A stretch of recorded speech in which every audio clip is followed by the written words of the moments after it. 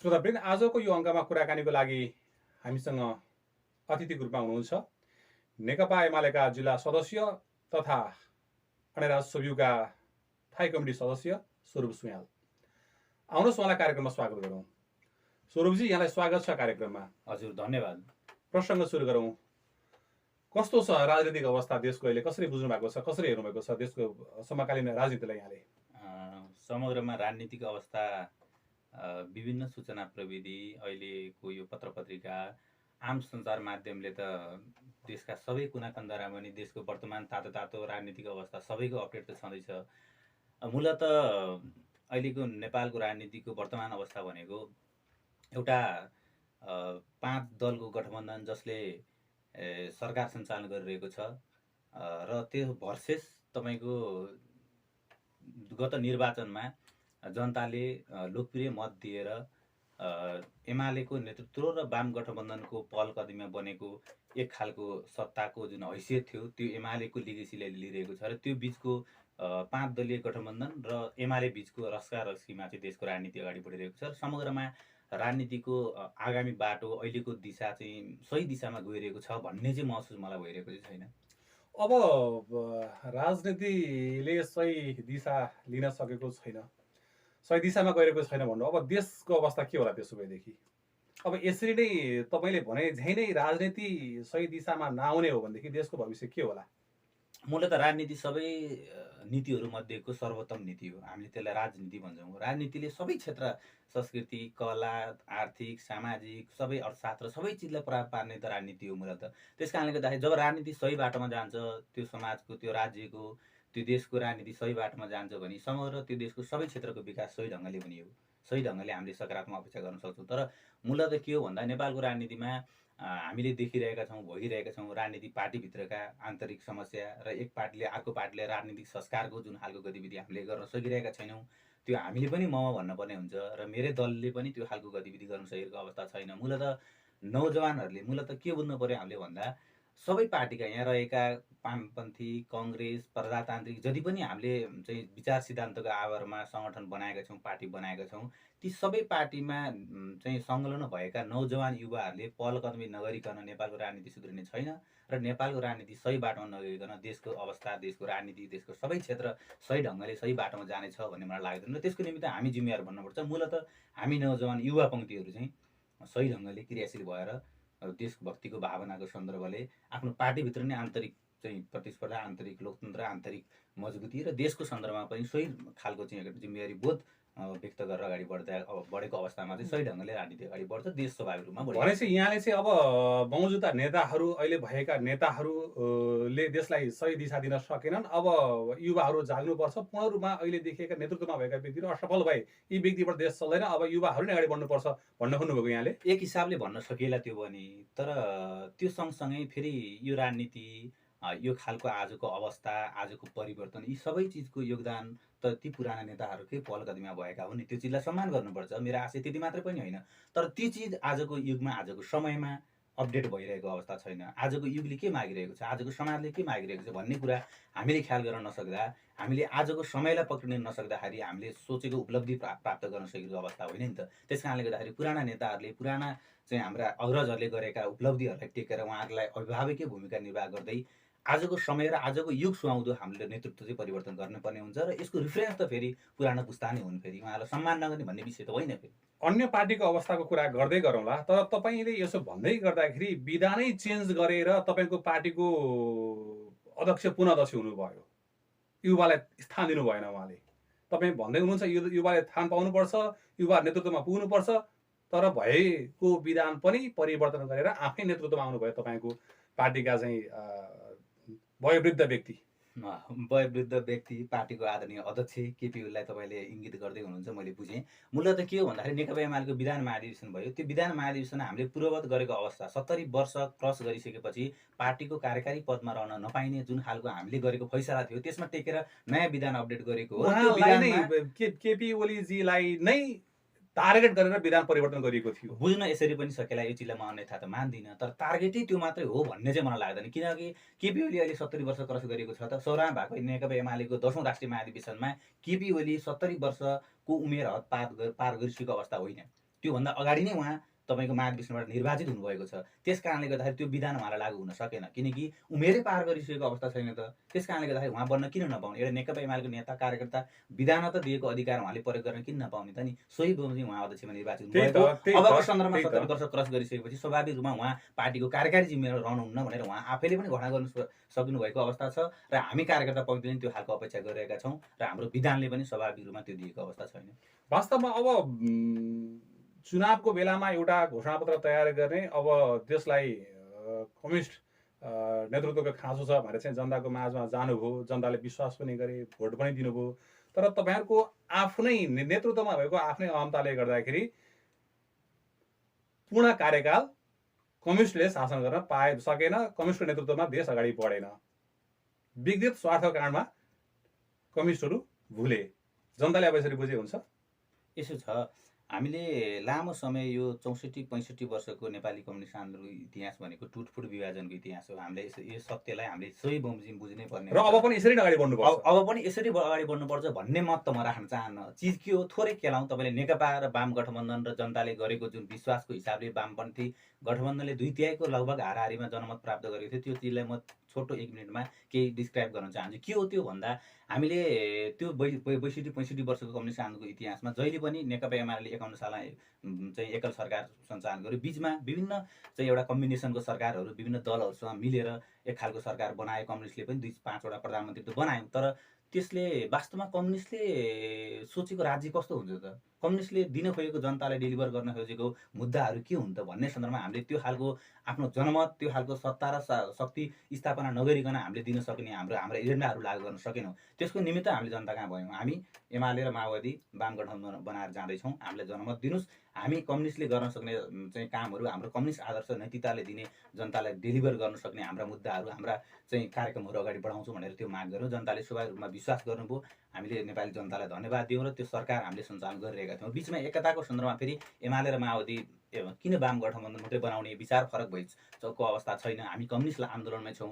हामीसँग रहेका विविध विचारका कतिपय तपसिलका विषयहरूलाई पछि राख्दै अहिले एकता गरेर पार्टी एउटै बनाएर जाउँ भन्ने केपी ओलीको एउटा सपना र त्यही हिसाबले चाहिँ नेकपा माओवादी त्यसको अध्यक्ष प्रचण्डलाई पनि कन्भिन्स गराएर हामी वाम गठबन्धन बनाएर गइरहेको अवस्थामा एउटै पार्टी नेकपा बनायौँ। तर चिज के बन्यो भन्दाखेरि त्यो नेकपा बनिरहँदा हामीले त आशा गरेका थियौँ नि, यो एउटा चाहिँ लामो समय सत्ता सञ्चालन गर्न सक्ने कम्युनिस्ट पार्टी बनेछ, दक्षिण एसियाकै सबैभन्दा ठुलो पार्टी सदस्यको हिसाबले कम्युनिस्ट पार्टी बन्दैछ भन्ने हामीले त्यो आशा गरेका थियौँ र स्वाभाविक रूपमा पार्टी सदस्यको हिसाबले त्यो सत्य पनि हो। तर के बनिदियो भन्दाखेरि हामीले एक खालको आशा गऱ्यौँ, तर कार्यकर्ताको आशा र जनताको आशामा मात्रै सीमित रह्यो। नेताको आशा त्यो रहेनछ। नेताको पनि विशेष त प्रचण्डको आशा चाहिँ एमालेमा चाहिँ एमालेको शक्ति कब्जा गर्ने, एमालेसँग एकता गर्ने र त्यो एकता शक्तिको बढमा आफू र आफ्ना परिवारवादलाई लाद्ने र नेपाली कम्युनिस्ट आन्दोलनलाई चाहिँ एउटा भड्कारमा लैजाने, त्यो खालको नीति प्रचण्डको रह्यो र त्यो समीकरण, सत्ता र शक्तिको समीकरणको खेल जब प्रचण्डले नेकपाको सचिवालयमा 9 सदस्यीय सचिवालयमा खेल्नुभयो, त्यसपछिबाट हामीले एमाले बचाउने आवश्यकता त्यहाँ देख्यौँ। हामी नेकपा एमाले बचाउन लाग्यौँ र हामी एमाले बचायौँ र नेकपा जुन एउटा कार्यकर्ताको चाहना, स्वाभाविक एउटा सकारात्मक सोच थियो, त्यो सोचलाई प्रचण्डको कुटिल जालले चाहिँ हामीले त्यो चिजलाई परास्त गरेर अन्ततः हामीले यो चिजलाई फेरि एमाले आफ्नो घर फिर्ता ल्याउन सफल भएका हौँ। पूर्व सहमति नटेर्ने, नमान्ने, पूर्व सहमतिलाई निषेध गर्ने चाहिँ केपी शर्मा ओली अनि जाल चाहिँ प्रचण्डको। यसो छ, अब प्रचण्ड र केपी ओली बिचमा पूर्व सहमति के थियो भन्ने कुरा पनि सहमति भएको 1-2 वर्षपछि बाहिर फ्ल्यास भएको विषयहरू हुन्। तर त्योभन्दा अरू समझदारी पनि केपी ओलीसँग भएको छ नि त। अहिले केपी ओलीले भन्दैछ नि त, नेकपा एमालेको अध्यक्षले प्रचण्डले गरेका राष्ट्रघातको विरुद्धका गतिविधिहरू कस्ता कस्ता यो देशलाई समस्यामा पार्ने समस्याहरूको सन्दर्भमा ल्याएका प्रस्तावहरू त केपी ओलीले म सार्वजनिक गरिदिउँ भनेर भनिरहेको हामीले जस्तै विभिन्न सञ्चार माध्यममा सुनिरहेका छौँ। तर जनताको अगाडि त सार्वजनिक गर्न सक्नु भएन, किन गर्नु? खैर, म यो बहसको विषय केपी ओली र प्रचण्डले कसले बढी चाहिँ सम्झौता गरेर कसले पालना गर्यो भन्ने बहसलाई अलिक पर राख्न चाहन्छु। चिज के हो भन्दाखेरि नेकपालाई नेकपा हुन नदिन र नेपाली कम्युनिस्ट आन्दोलनमा सारा तपाईँको जनताले 2/3 बहुमत दिएको नेकपालाई नेकपा रहन नदिन त प्रचण्डले भूमिका खेल्यो नि त। प्रचण्डको शक्ति, सत्ता, जुन खालको माओवादीकालीन आन्दोलनको सन्दर्भमा उहाँले जुन खालको पार्टी सञ्चालन गतिविधि थियो, त्यही चिज नेकपामा भोग्न चाहनुभयो। हामी त मदन भण्डारीको कार्यकर्ता, मदन भण्डारी लिएको जनताको बोलीले जनवादको सिद्धान्तमा टेकेर एउटा जनमत पनि लिने र पार्टीभित्र पनि आन्तरिक लोकतन्त्रलाई चाहिँ एउटा मजबुत बनाएर पार्टीभित्र पनि जनमत कार्यकर्ताको मतद्वारा अपडेट हुने त्यो खालको प्रजातान्त्रिक अभ्यास भोगेको, त्यो भोग्न चाहने कम्युनिस्ट पार्टी एमाले थियो। तर एमाले भित्र पनि उहाँले सर्वसत्तावाद र अधिनायकवाद लाद्न खोजिसकेपछि तपाईँको नेकपामा त्यो खालको गतिविधि उहाँले गर्न खोजिसकेपछि अनि नेकपा विभाजनको दिशामा गएको। यसमा केपी ओलीको स्वाभाविक रूपमा मूल नेतृत्वको हिसाबले कमजोरी त होला, तर त्योभन्दा अधिकांश कमजोरी र सबै हिसाबले यसको कमजोरी त कमरेड प्रचण्डले लिनुपर्ने हुन्छ नि। नेतृत्व दुवैले लिनु पर्यो नि। आफूसँग भएका दाजुभाइलाई त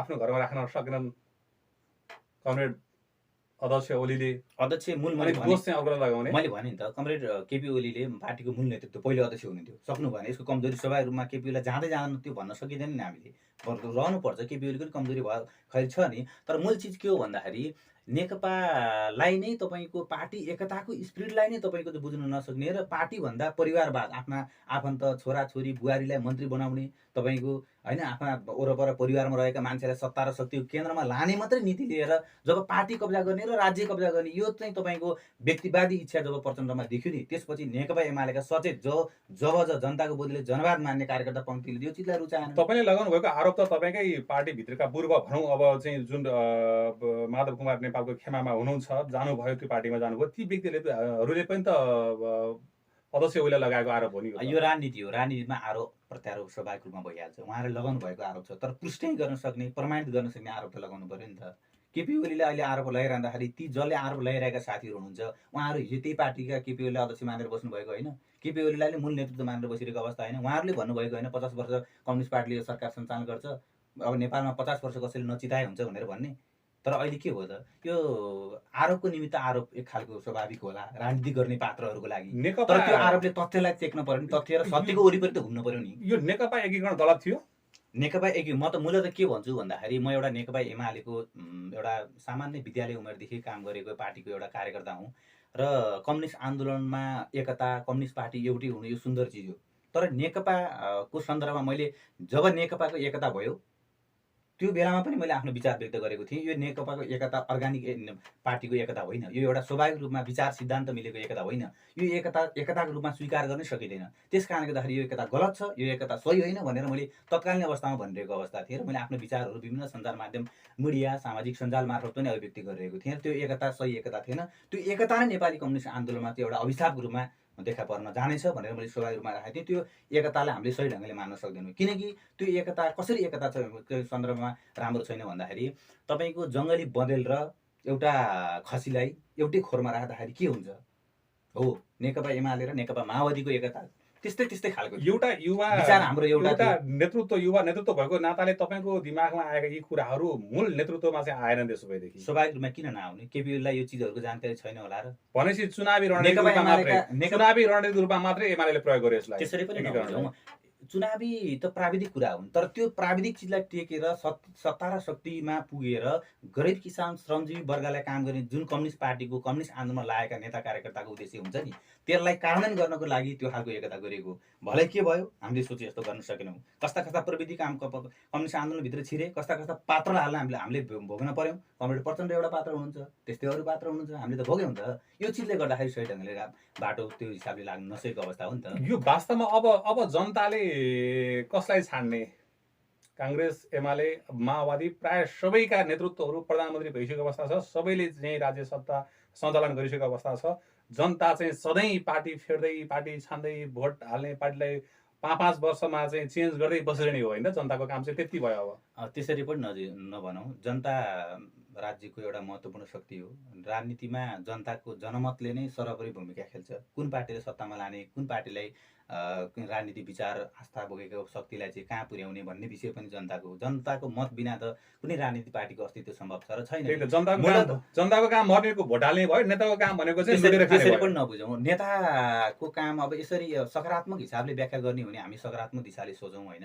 सबैतिर बिग्रेको छ, यो सारा चिज भत्ताभुङ्ग भएको छ, कहीँ केही मिलेकै छैन, यो देशै भडखानामा गएको छ भन्ने मानसिकता राखेर त हामीले अगाडि बढ्न भएन नि त। राजनीति सुधार्ने त फेरि राजनीतिक कार्यकर्ताले होला नि त। यी नेताहरू बिग्रेको त फेरि विकल्प हामी कहाँबाट ल्याउँछौँ त? अर्को देशबाट ल्याउँछौँ नेता त यही नेतालाई सुधार्ने होला नि त हामीले। त्यस कारणले गर्दाखेरि म जनताको सन्दर्भमा जनताले सहीलाई सही भन्ने, गलतलाई गलत भन्ने, नेकपा एमाले तपाईँको सही काम गरेको छ भने जनताले नेकपा एमालेलाई मन पराउनु पर्यो, नेकपा एमालेलाई माया गर्नु पर्यो, जनमत त्यो खालको दिनु पर्यो। होइन, नेकपा एमालेको विचार एजेन्डा सिद्धान्त कार्यक्रमहरू सही छैनन् भने एमाले चाहिँ तपाईँको जनमत नदिनु नि जनताको अधिकारको कुराहरू हुन्। यो चिजलाई चाहिँ जनताले सोही बमोजिम बुझ्नु पर्यो। जनताको कामै मत हाल्ने र नेतालाई चाहिँ सत्ता र शक्तिको बिचमा पुर्याउने र उनीहरूलाई गरिखाऊ भनेर दिने त्यो खालको भूमिका त जनताको होइन नि त। जनअपेक्षा अनुसार नेकपा एमाले पनि चाहिँ सरकार चलाउन सकेन, जनताले सोचेको अनुसार काम गर्न सकेन नि, सक्नु त। यसो छ, नेकपा एमालेको एकल बहुमतको सरकार त्यो थिएन नि त।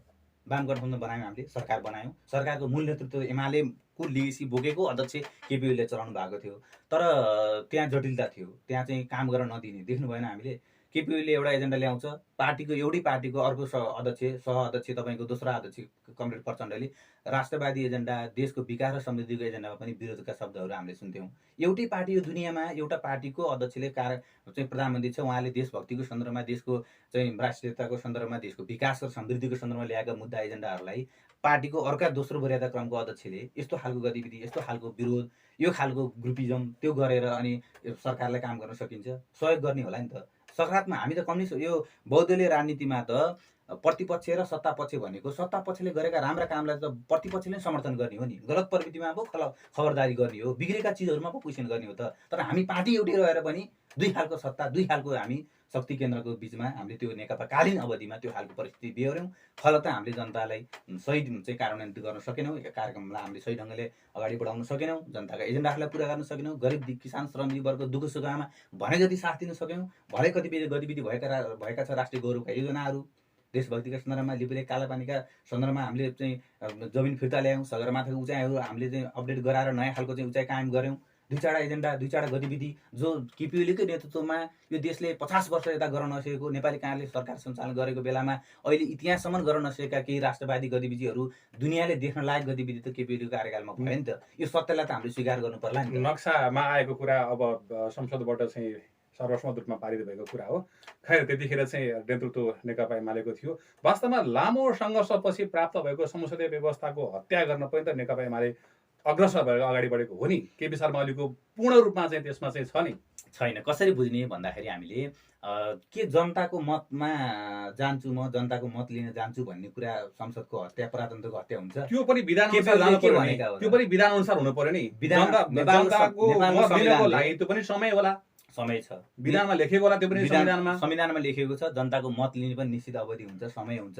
सोही बमोजिम नै केपी ओलीले जब सरकार सञ्चालन गर्नको लागि त्यो खालको परिस्थिति सिर्जना हुन सकेन, आफ्नो सरकारको चाहिँ मत सिर्जना गर्ने सन्दर्भमा, सरकार बचाउने सन्दर्भमा पनि संविधानका विविध धाराहरूलाई पालना गर्दै अगाडि बढ्ने सन्दर्भमा जब संसद विघटन गर्न सक्ने अवस्था, संसद विघटन गर्ने परिस्थिति सिर्जना भयो, त्यसपछि मात्रै केपी ओलीले चाहिँ क्याबिनेटबाट निर्णय गरेर संसद विघटनको तपाईँको निर्णय गरेर अनि चुनावको मिति घोषणा गरेको हो। जनताको मत लिने जानु, जनताले हामीलाई टेस्ट गर्नु पनि यो प्रजातन्त्रको विरोधी चिज हुन्छ र प्रजातन्त्रको सुन्दर अभ्यासै प्रजातन्त्रको मूल विशेषतै जनताको मत लिने विषय होइन र। तर हामीले के बुझिरहेका छौँ, यसलाई ठिक विपरीत ढङ्गले बुझिरहेका छौँ। केपी ओलीले गर्न खोजेको के थियो र? जनताको मत लिन खोजेको न हो। हामी गलत छौँ कि सही छौँ त्यो चिजलाई जनताको मार्फत टेस्ट अहिले देखेनौँ। अहिले सरकार संसदले काम गरेको अवस्था छ र सरकारको गतिविधि देखिरहेका छन्। यो संसदले काम गरेको छैन भन्ने त अहिले गतिविधिले प्रश्न गरिसक्यो त। तपाईँ चाहिँ संसद चलाइदिनु भएको छैन, तपाईँहरूले संसद चलन नदिएको नै कारण छ। जब सभामुखले जनताले चाहिँ गुनासाहरू जनप्रतिनिधिले चाहिँ राख्ने ठाउँको थलो नै तपाईँले चाहिँ बन्द गरिदिनु भएको छ। हाम्रो संवैधानिक एउटा व्यवस्थाले, नेपालको संविधानले सभामुखलाई तटस्थ भन्छ। संसदको अभिभावक हो सभामुखले जब आफ्नो भूमिका, आफ्नो जिम्मेवारीलाई बोध नगर्दाखेरि कुनै एउटा दललाई तपाईँको पार्टी विभाजन गर्नको निमित्त हुने नहुने अनावश्यक प्रकारका नियम कानुनले नदिएका जब चाहिँ निर्णयहरू उहाँ मार्फत अगाडि बढ्यो, त्यो चिजको विरोध गर्नु एउटा सच्चा लोकतन्त्रलाई मान्ने र संविधानलाई मान्ने नेकपा एमाले पार्टीको दायित्व हो। सोही बमोजिम हामीले संसदलाई तपाईँको निर्वाचन आयोगले फैसला गरेको छ, कारबाही गर्ने निर्वाचन आयोगले, तपाईँहरू सभामुखलाई दोष दिनुहुन्छ। सभामुखले त टेबल गर्ने सन्दर्भमा त एउटा संवैधानिक विधि र पद्धतिभन्दा बाहिर गएर त गर्न सक्नुहुन्थेन नि त।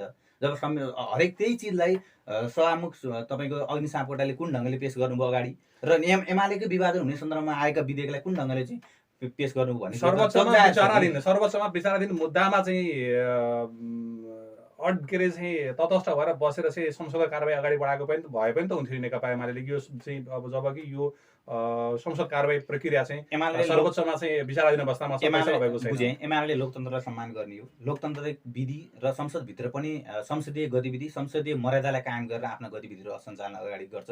त्यही हिसाबले संसदमा गर्ने एमाले के त संसद अवरोध गर्ने होला, फरक मत राख्ने होला, विरोध जनाउने होला, संसदीय विधि पद्धति मर्यादाभित्र रहेर विरोध जनाउने होला। त्यो बाहेक अरू के गरेको नेकपा एमाले? अब यो गरेको यही नै छ। एकदमै थोरै हामीले चाहिँ तपाईँ एउटा युवा नेतृत्व विद्यार्थी राजनीतिबाट चाहिँ राजनीतिमा मूल राजनीतिमा प्रवेश गर्नुभएको व्यक्ति भएको नाताले थोरै मैले चाहिँ यहाँसँग केन्द्रीय राजनीति बारेमा चाहिँ केही जिज्ञासा राख्न चाहेँ।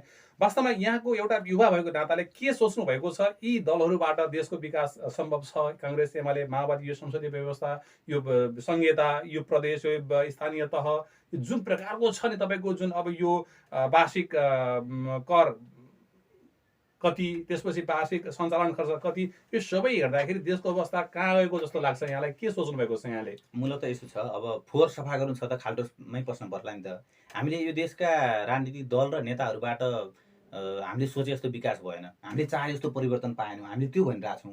म आफै पनि एउटा पार्टीको जिम्मेवार कार्यकर्ता नेता भएको कारणले मैले पनि कता कता त्यो खालको महसुस गरिरहेको अवस्था हो नि त।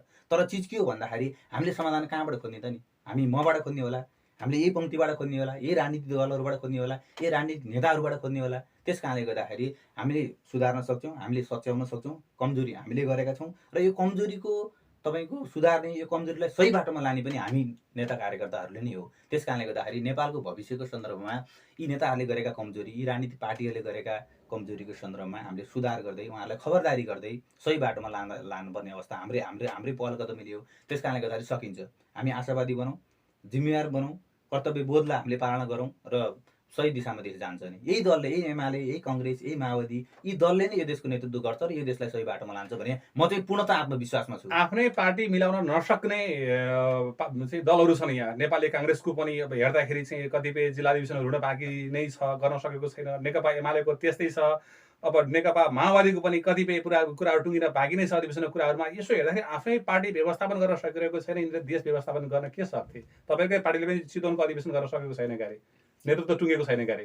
हाम्रो चितवनको सन्दर्भमा चाहिँ जिल्ला अधिवेशन भयो र नेतृत्वको सन्दर्भमा हामीले आफ्नो उम्मेदवारीहरू प्रस्तुत गरेर यो कोभिड राष्ट्रिय प्रोटोकललाई पालना गर्दै हामीले त्यो खालको स्थगित गरेको हो। त्यस समयपछि यो सहज स्थिति भइसकेपछि हामीले त्यसलाई कन्टिन्यू गर्छौँ। आवश्यकता अनुसार चाहिँ तपाईँको यो देखाउने भन्दा नि परिस्थितिलाई बुझेर हामीले एउटा जिम्मेवार राजनीतिक दल भएको कारणले गर्दाखेरि यो सरकारले गरेको निर्णयलाई एउटा महत्त्वपूर्ण जिम्मेवार राजनीतिक दलले त्यसलाई पालना गर्नुपर्ने हुन्छ। हामीले भिडभाड नगर्ने, स्वास्थ्य मापदण्डहरूलाई पालना गर्ने, जुन खालको राज्यले निर्देशित गरेका एउटा निर्देशनहरू छ त्यसलाई पालना गर्ने क्रममा यो गरेको हो। र पार्टी मिलाउने सन्दर्भमा अगाडि म फर्कन चाहन्छु। पार्टीमा किन समस्या हुँदैन? एउटा परिवारमा 2-5 जना दाजुभाइ, 4 जना दाजुभाइ भएको दाजुभाइमा त समस्या पर्छ भने यो त चाहिँ 23 लाख पार्टी सदस्य भएको चाहिँ के अरे जनमत भएको चाहिँ पार्टी एमाले हो। सोही बमोजिम काङ्ग्रेस, माओवादी लगायत पार्टीहरूमा पनि जनताको व्यापक समर्थन र त्यो खालको चाहिँ पार्टी सदस्य हुनुहुन्छ र त्यसमा स्वाभाविक विवाद हुनु, मुद्दाहरू उठ्नु, होइन, फरक मतहरू हुनु, यी स्वाभाविक कुरा हो। यसलाई पोलिटिकल ढङ्गले समाधान गर्ने हो, यसलाई राजनीतिक ढङ्गले समाधान गर्ने हो र राजनीतिक ढङ्गले समाधान गर्दाखेरि सबै पार्टीभित्र एउटा निश्चित ट्र्याक, निश्चित बाटोमा, निश्चित एउटा दिशामा चाहिँ त्यो पार्टीको राजनीति र त्यो पार्टीले पनि देशको राजनीति लान्छ भन्ने मलाई लाग्छ। यो वास्तवमा यो पार्टीका अधिवेशनहरू चाहिँ फरक मत राख्नेहरूलाई न्याक्ने एउटा चाहिँ प्रविधिक रूपमा विकास हुँदै आयो। हामीले देखेको यस्तो हो, तर यथार्थ त्यो होइन। फरक मत किन राख्न? केपी ओलीले कुनै बेला 5औं महाधिवेशन, 6औं एमालेको महाधिवेशनमा केपी ओलीले फरक मत राख्दाखेरि त्यो महाधिवेशनमा केपी ओलीलाई बोल्न शुद्ध दिएको अवस्था थिएन। त्यो न्याकेको सम्झ्यौँ हामीले, होइन। तर आज सत्ता र शक्ति देशकै एउटा बोली कसको बिग्छ भन्दाखेरि केपी ओलीकै बिग्या छ त। त्यो मात्र नभएर प्रधानमन्त्री बनेको अवस्थामा त दक्षिण एसियाकै सर्वशक्तिमान एउटा राजनेताको रूपमा केपी ओली उदाउनु भयो त। फरक विचार राख्दाखेरि फरक विचार राख्नेहरू स्वाभाविक रूपमा अलिक रक्षात्मक अवस्था हुन्छन्, सङ्ख्याको हिसाबले अलिक कमजोर हुन्छन्। त्यो हिसाबले बुझ्दाखेरि हामी अलिकति न्याकेको जस्तो, अलिक कमजोर जस्तो, अलिकति रक्षात्मक जस्तो देखिनु स्वाभाविक हो। तर त्यो चिज फरक विचार र फरक मतहरू यदि सत्य सही छन् भने त्यसले केही निश्चित समयावधिपछि त्यो सत्य प्रमाणित त भइहाल्छ, त्यसले निश्चित स्थान त प्राप्त गर्छ नै। स्वरूपजी, यहाँ यो नेपालका लागि नेपाली भन्ने अभियानमा पनि खुब लाग्नुभयो, एकचोटि हिँड्नुभयो। त्यसको चाहिँ त्यो कार्यक्रमको चाहिँ अब यो नेपालको लागि नेपाली भन्ने अभियानमा चाहिँ आबद्ध भएर हिँड्नुभयो होइन त? होइन, नेपालको लागि नेपाली अभियानमा म आबद्ध भएको छैन। त्यो अभियानले गरेका सकारात्मक जस्तो भ्रष्टाचार विरोधी गतिविधि कतिपय सन्दर्भमा मैले नैतिक समर्थन गरेको, त्यो अभियानको सदस्य, त्यो अभियानको कार्यकर्ता अथवा त्यो अभियानको एउटा स्टक होल्डर भएर पार्टिसिपेट भएको अवस्था होइन। र सकारात्मक राम्रा कामको सन्दर्भमा त जसलाई पनि समर्थन गर्न सकियो नि। सक्यो नि त। कुनै एउटा सामाजिक संस्था, कुनै एउटा फोरमले गरेका त्यो खालको गतिविधि जस्तो एमसिसीको सन्दर्भमा म विगतदेखि नै एमसिसीको सन्दर्भमा अलिकति फरक मत राख्ने मान्छे हो। त्यो सन्दर्भमा एउटा एमसिसी विरोधी खारेजी अभियान चितवनमा सञ्चालन गरिएको छ। त्यो विषयमा पनि म अलिकति पार्टिसिपेट भएर त्यसको विरोध गरेँ। त्यसमा सहभागी हुनु, त्यसमा जनमत राख्नु, त्यो विषयमा मेरो मत प्रकट गर्नुलाई त्यसको सदस्य हो भनेर बुझ्न आवश्यकता छैन। नेपालको लागि नेपाली अभियान भन्ने जति पनि पात्र प्रवृत्ति अहिले देखिएका छ, ऊ पात्र प्रवृत्तिहरूसँग म सहमत त छैन, तर कतिपय मुद्दाहरू केही चाहिँ सही सकारात्मक हिसाबले देशभक्तिको सन्दर्भमा, देशको एउटा राष्ट्रियताको सन्दर्भमा उठाउनु भएको थियो। त्यो मुद्दालाई मैले समर्थन गरेको हो। के छ त्यो समर्थन अब पनि गर्न सकिन्छ त्यसको त्यो संघीयता खारेजी, धर्मनिरपेक्षता खारेजी, संवैधानिक राज संस्था लगायतका कुराहरू पनि त्यो अभियानले चाहिँ बोलेको छ। यसमा चाहिँ यहाँको धारणा के छ? यसो छ, अब संघीयताको सन्दर्भमा चाहिँ म कम्युनिस्ट पार्टीको कार्यकर्ता भएको कारणले हाम्रो देशको भौगोलिक अवस्था, देशको आम्दानीको स्रोत, हाम्रो जनसङ्ख्याको स्थिति र सबै चिजलाई हेर्दा मैले यो चर्चामा आएको, बजारमा आएको हल्लालाई हेरेर दृष्टिकोण निर्माण गर्ने विषय मान्छेले होइन। मलाई के लाग्छ भन्दा पहिला पनि मैले संघीयता सन्दर्भमा फरक दृष्टिकोण राखेको। म चाहिँ संघीयताको समर्थक होइन, हिजो पनि होइन, आज पनि होइन। हाम्रो देशको आवश्यकता संघीयता होइन, किनकि हामीले त अभ्यास गऱ्यौँ, भोग्यौँ, देख्यौँ नि त। यहाँ एउटा घरको झ्यालै पछि मन्त्रालय बागमती प्रदेशमा देखिरहेका छौँ। संघीयताको नाममा कति गलत अभ्यास भएको छ देखिरहेका छौँ। मन्त्री छैन, मन्त्रीको सोके सचिवले तलब खाइरहेको अवस्था देखिरहेका छौँ। तपाईँको संसद बनाउने प्रदेश स्तरको, त्यसपछिबाट तपाईँको त्यहाँबाट मन्त्रीहरू बनाउने र उनीहरूले सेवा सुविधा लिने बाहेक अरू गतिविधि त खासै देखेनौँ हामीले। तपाईँको चाहिँ पावरफुल स्थानीय तह र सिधै तपाईँको सङ्घीय सरकार भइसकेपछि जनतालाई गर्न सक्ने, दिन सक्ने डेलिभरी त हामीले त्यो प्लेटफर्मबाट दिन सक्छौँ नि त। संघीयताको कुरा मैले यहाँको अब हाम्रा दर्शकहरूले संघीयताको बारेमा यहाँको धारणा पक्कै बुझे। यहाँ अब यो धर्मनिरपेक्षताको बारेमा पनि बताइदिनुहोस् न, के छ यहाँको धारणा? यसो छ, अब धर्मनिरपेक्षताको सन्दर्भमा चाहिँ मेरो व्यक्तिगत धारणा भन्दा नि मेरो पार्टीको धारणा मूल चिज त्यो रहन्छ। म एउटा परिवारमा रहने व्यक्ति हुँ, पार्टीको एउटा सदस्य हुँ। त्यो कारणले गर्दाखेरि मेरो पार्टीको जे धारणा हो त्यही रहन्छ।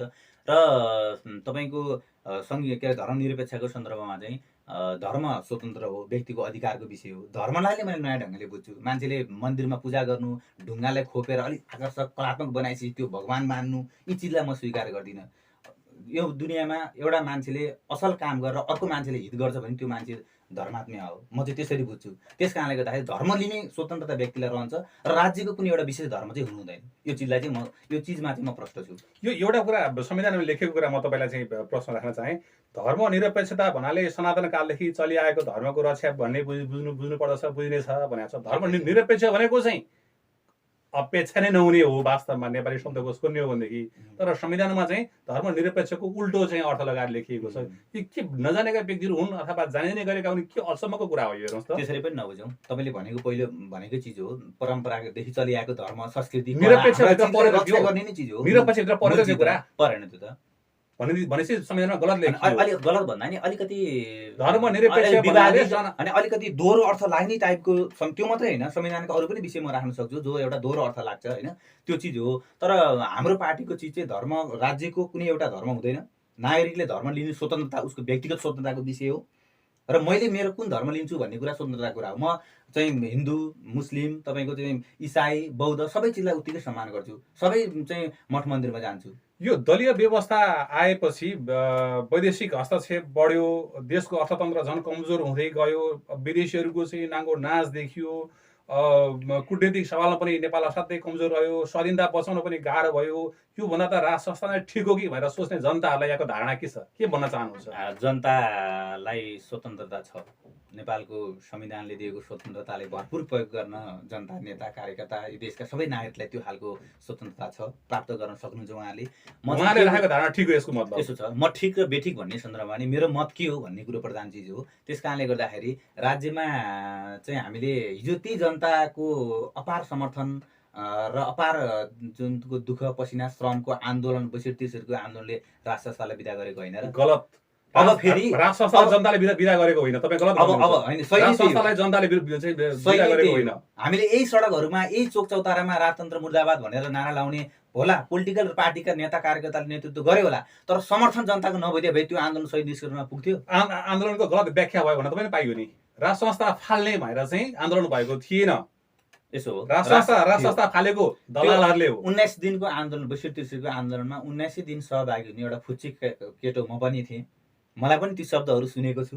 जनताले राजतन्त्र मुर्दाबाद भन्ने नारा लागेको थियो, जो संघीयताको सन्दर्भमा नारा थिएन, त्यसो धर्मनिरपेक्षताको सन्दर्भमा नारा थिएन। जनताले भोट हाल्न पाउनुपर्ने होइन, राज संस्था राख्ने कि नराख्ने जनताले भोट हाल्न अनि प्रक्रियाको पाउनुपर्ने सन्दर्भमा होइन। अलिकति त्यो खालको विवादित त्यो खालको क्वेसन आएको छ। तर जनताको जनमतद्वारा राजतन्त्र ठिक कि बेठिक, राजतन्त्र रहने कि नरहने एक खालको प्रजातान्त्रिक अभ्यास जनमत मार्फत अथवा जनमत सङ्ग्रह मार्फत गर्नु एउटा लोकतन्त्रको एउटा राम्रो विधि थियो, उन्नत विधि हुन्थ्यो। भलै हामीले खै त्यो चिजलाई गरेनौँ, यो एउटा भन्न सक्ने विषय त रह्यो। तर हामी कोर्स त अगाडि बढिसक्यौँ नि त, हामी दौडिसक्यौँ। यो 100औं चाहिँ मिटर पछाडि फर्केर त हामी हिँड्दैनौँ नि एउटा रेसमा दौडेको चाहिँ धावकले त।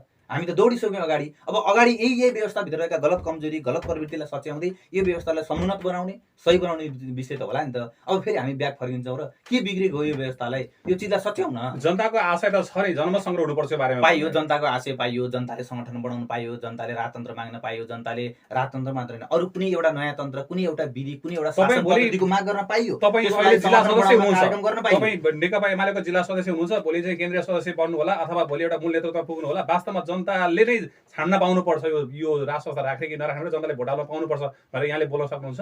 सक्छु, किन नसक्ने यो विषयलाई। तपाईँको पार्टीमा सकिन्छ, तपाईँको पार्टीमा यो राख्न सक्नुहुन्छ? पार्टीभित्र स्वतन्त्रता छ। मदन भण्डारीले जनताको बोधले जनवाद जब यो पार्टीमा निकाल्नु भयो र त्यो पार्टीले त्यही जबजको निर्देशक सिद्धान्तमा टेकेर हाम्रो कार्यक्रमिक हाम्रा चाहिँ सिद्धान्तहरू, हाम्रा विचारहरू, हाम्रा योजनाहरू अगाडि बढ्छ भने हामीले एउटा त्यो पार्टीको एउटा निश्चित एउटा कार्यकर्ताले आफ्ना लागेका दृष्टिकोणहरू त्यो पार्टीमा राख्न पाउँछ। सम्बन्धित पार्टीको कमिटीमा विधि पद्धति अनुसार हामीले राख्न पाउँछ र म स्वाभाविक रूपमा त्यो ढङ्गले राख्छु। र जनताको मतले के भन्छ त्यो जनताको मतले हामीले एक्सेप्ट गर्नुपर्छ। नेकपा एमाले ल नेपालका सारा जनताले जनमत सङ्ग्रहको माग गरे, कुनै एउटा आन्दोलन भयो स्वतन्त्र तरिकाले मानौँ, के नेकपा एमाले त्यो आन्दोलन त्यो चिजलाई चाहिँ गलत भन्छ?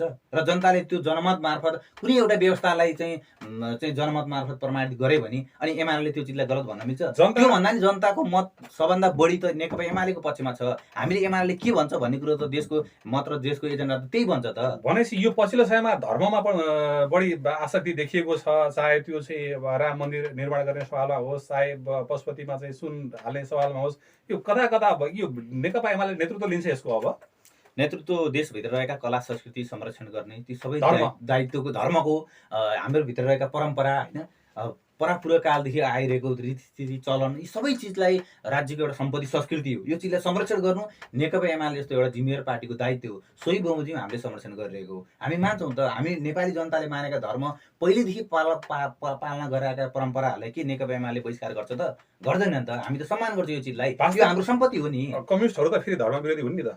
धर्म विरोधी भन्न मिल्दैन। धर्मलाई संरक्षण गर्ने, धर्मलाई सम्मान गर्ने पनि कम्युनिस्ट हुन्छन्।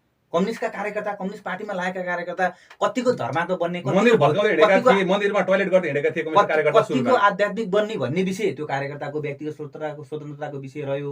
तर कम्युनिस्ट त धर्म विरोधी हुन्छ भन्ने जुन एउटा नमिलको हुँदै भएर हिजो चाहिँ मन्दिरमा टोयलेट गर्दै हिँड्ने, हिजो मन्दिर भत्काउँदै हिँड्ने, फेरि अहिले चाहिँ मन्दिरको संरक्षण गर्ने, मन्दिर बनाउँदै हिँड्ने गर्दाखेरि अलिकति दोहोरो चरित्र देखेर हो। छिटपुट घटना कम्युनिस्ट आन्दोलनमा लागेका जो अलिकति कम्युनिस्ट पार्टीको पनि कम्युनिस्ट सिद्धान्तको पनि जार्गनलाई बुझ्ने टाइपका प्रवृत्तिका पात्र र प्रवृत्तिहरूले चाहिँ यस्तो खालको गतिविधि गरे होला। तर कम्युनिस्ट पार्टीले धर्म विरोधी हुन्छन्, धर्मै मान्न हुँदैन, संस्कृतिलाई नै अपमान गर्छन् भन्ने विषय चाहिँ सही होइन भन्ने मलाई लाग्छ। म स्थानीय चुनावमा आउन चाहन्छु, अब सङ्घीय चुनावमा आउन चाहन्छु, प्रादेशिक चुनाव होला, निकट भविष्य चुनाव आउँदैछ। अब नेकपा एमालेको अवस्था के होला? नेकपा एमालेलाई अब जनताले भोट किन दिने, के छ यहाँको? अलिकति थोरै धारणा सुनाउँ न। यसो छ, नेकपा एमाले जनताको लोकप्रिय पार्टी हो। नेकपा एमालेलाई जनताको मत प्राप्त यो चुनाव आउँदो स्थानीय सङ्घको चुनावमा नै प्राप्त हुन्छ। हाम्रो राष्ट्रवादी एजेन्डा केपीले लिनुभएको सरकारको जुन एउटा विकास र समृद्धिको एजेन्डा छ, यो चिजलाई फेरि एमाले सरकारमा पुगेर गरिब किसान श्रमजीवी वर्गको लागि हाम्रो कार्यक्रम, एकल एमालेको बहुमतको सरकारले त्यो कार्यक्रम कार्यान्वयन गरेर देशको मुहार फेर्नको लागि पनि जनताले नेकपा एमालेलाई मत दिन्छन्। त्यसमा हामी आशावादी छौँ र हाम्रो कार्यक्रम पनि अब महाधिवेशनपछि सबै स्थानीय तहको निर्वाचन केन्द्रित, सङ्घीय निर्वाचन केन्द्रित र जनमत सिर्जना गरेर आगामी निर्वाचन केन्द्रित कार्यक्रम चाहिँ नेकपा एमालेको रहेको छ। र हामी जनताले आशा छ, विश्वास गरेर फेरि पनि अब कसलाई दिन्छ नि मत? नेपाली काङ्ग्रेस पनि पटक पटक टेस्ट गरेका छौँ। आज हेर्नुहोस्, पटक पटक परीक्षण भएर असफल सिद्ध भएको व्यक्तिलाई प्रधानमन्त्री हामीले स्वीकार परिरहेको अवस्था छ। प्रचण्ड जो एउटा निरन्तर पार्टीभित्र लोकतन्त्रलाई चाहिँ तपाईँको पर राखेर आफैले त्यो टिका बाहिर- लगाएर स्वत अध्यक्ष भइरहने प्रवृत्तिलाई यो पार्टीको के अरे यो देशको एउटा नेता र चाहिँ एउटा चाहिँ सरकारको चाहिँ प्रमुख बनाउनु पर्ने अवस्थामा जनता तयार हुन्छ नि त, हुँदैन नि। तपाईँ चाहिँ असफल हुनुहुन्छ। अब नेपाली काङ्ग्रेसको अधिवेशनबाट तपाईँको चाहिँ धनै धनै दुई दिएको हाराहारीमा चाहिँ सफल भएको व्यक्ति हुनुहुन्छ देउबा, तपाईँ असफल बनिनुहुन्छ। प्रचण्ड पनि अब अर्को त अध्यक्ष नै देखिएन, बरु नेकपा एमालेको केपी ओलीको विरुद्धमा चाहिँ बरु भीमराल देखियो। प्रचण्डकोमा त अध्यक्ष बन्छु भन्ने अर्को विरोधी व्यक्ति पनि देखेन, उहाँ पनि चाहिँ अध्यक्ष बन्नुभएको छ। त्यति लोकप्रिय हुनुहुन्छ, तपाईँ असफल व्यक्ति भन्नुहुन्छ। लोकप्रिय भन्न मिल्दैन। पार्टीभित्र विचार चाहिँ फरक आस्था राख्नेहरूलाई दबाएर आफै स्वत अध्यक्ष आफै घोषणा गरेर निरन्तर आज हेर्नु त प्रचण्ड 33 वर्ष भयो पार्टीको अध्यक्ष भइरहनु भएको छ। कोही तयार छैन, बाबुराम तयार थिएन, मोहन विक्रम सिंह के सरी मोहन वैद्य तयार थिएन। विरोधीलाई दबाएको भन्नुहुन्छ तपाईको केपी शर्मा ओलीले पनि गोजीबाट झिकेर चाहिँ पार्टीभित्र कहिले नेकपा माओवादीभित्र चुनाव भयो हामीले देख्यौँ कहीँ? प्रतिस्पर्धा त्यो पार्टीभित्र हुन्छ कहिले?